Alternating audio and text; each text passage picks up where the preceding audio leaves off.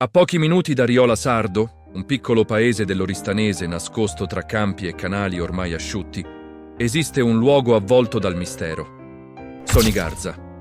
Oggi non resta quasi nulla. Ma un tempo lì sorgeva un insediamento antico, conosciuto con un altro nome, Donnigala. Secondo le fonti storiche, Donnigala era un villaggio legato al potere del re o del giudice del regno d'Arborea, un luogo importante, tanto da avere una torre, forse un piccolo castello. Nei secoli il nome si è trasformato, la pietra è stata inghiottita dalla terra e la memoria si è fatta leggenda.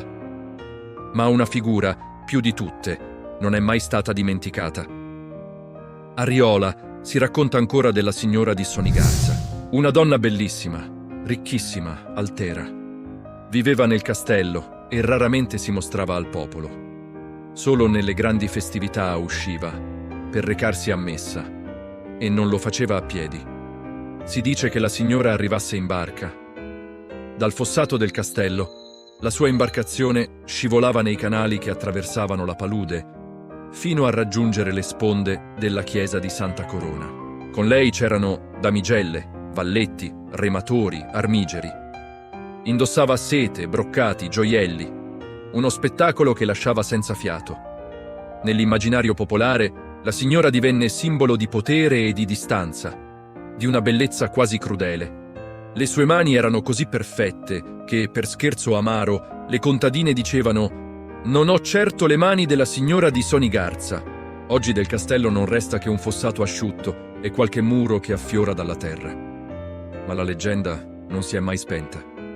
Si racconta che la signora fosse così delicata da morire per una sola goccia di rugiada. Una notte d'estate, forse, aprì la finestra della sua alcova. Respirò l'aria della palude, il profumo del mare portato dal vento del Sinis, e una goccia di rugiada, il pianto silenzioso della notte, cadde sulla sua pelle chiara, uccidendola. Una morte dolce, quasi irreale, degna di una leggenda. Oggi, della signora di Sonigarza, non resta più nulla. Né il castello, né la torre, né la barca che solcava i canali. Ma le leggende non hanno bisogno di pietre per sopravvivere. Vivono nel silenzio dei luoghi, nelle parole sussurrate e in quelle storie che continuano a farsi raccontare. Grazie per essere arrivati fino alla fine di questo video. Spero che la leggenda della signora di Sonigarza vi abbia fatto compagnia e vi abbia lasciato un po' di mistero addosso. Noi ci rivediamo molto presto qui, sullo spicchio di YouTube. Ciao!